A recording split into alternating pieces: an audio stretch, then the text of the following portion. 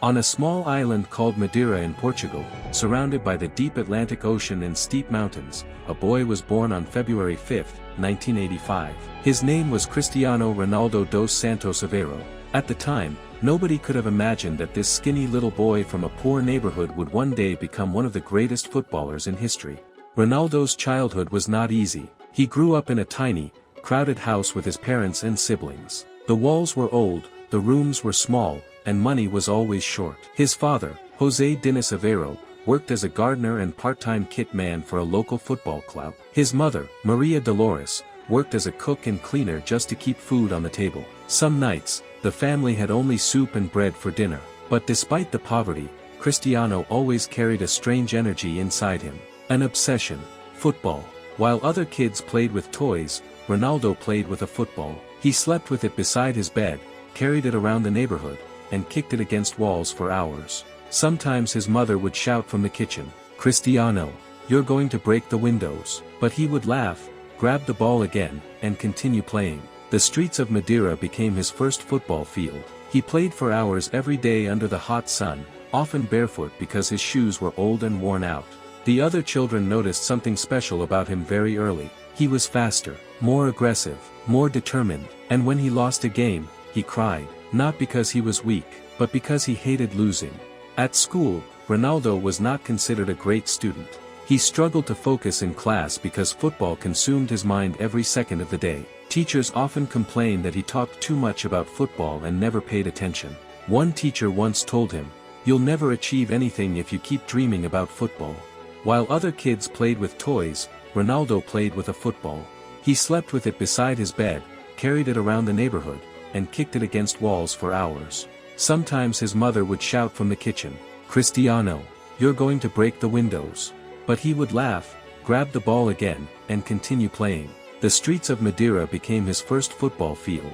He played for hours every day under the hot sun, often barefoot because his shoes were old and worn out. The other children noticed something special about him very early.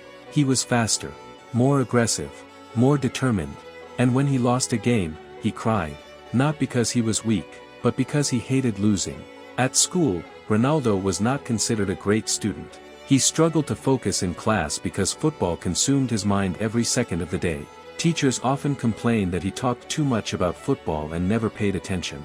One teacher once told him, "You'll never achieve anything if you keep dreaming about football."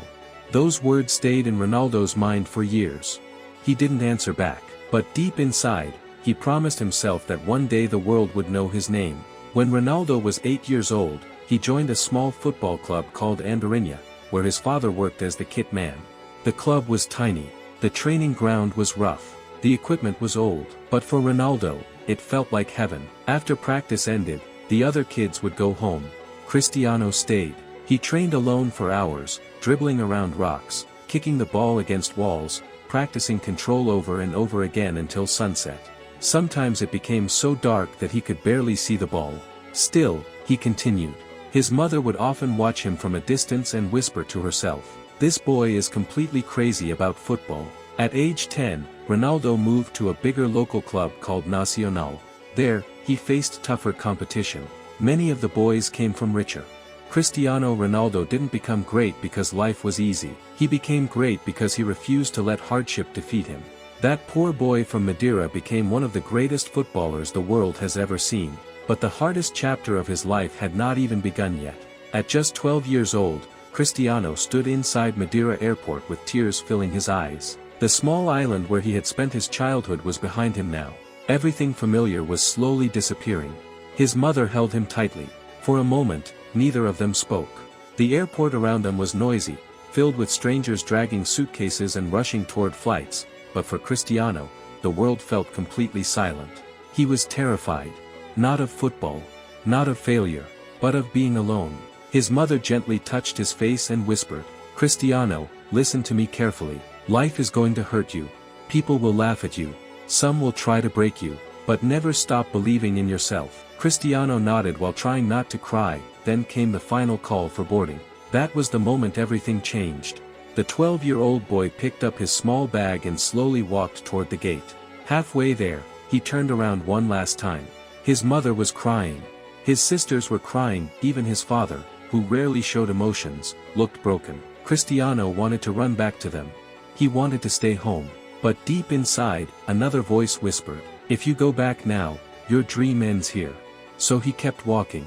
The flight from Madeira to Lisbon felt endless. Cristiano stared out the airplane window watching the ocean beneath him. Somewhere beyond those clouds was a completely different life waiting for him. When he finally arrived in Lisbon, reality hit him immediately. The city was huge, cold, busy, nothing like Madeira. At Sporting Lisbon Academy, everything felt intimidating. The facilities were massive. The players looked stronger, faster, and more experienced. That first night in the academy dormitory was one of the loneliest nights of his life. The room was tiny, the walls were empty, and for the first time ever, he was sleeping far away from his family. He quietly pulled his blanket over his face and cried. Nobody saw him, nobody heard him. But that night, something important happened. Cristiano made a promise to himself. "I didn't leave my family for nothing." The next morning, training began. And immediately, the teasing started. Some boys laughed at Ronaldo's Madeira accent. Others mocked his skinny body. A few players called him the island kid. One player even told him directly, "You'll never make it here." Those words hurt more than Ronaldo admitted. But instead of fighting back, he used the pain as fuel. Every insult became motivation. Every laugh became energy. While the other boys relaxed after training, Ronaldo stayed behind practicing alone.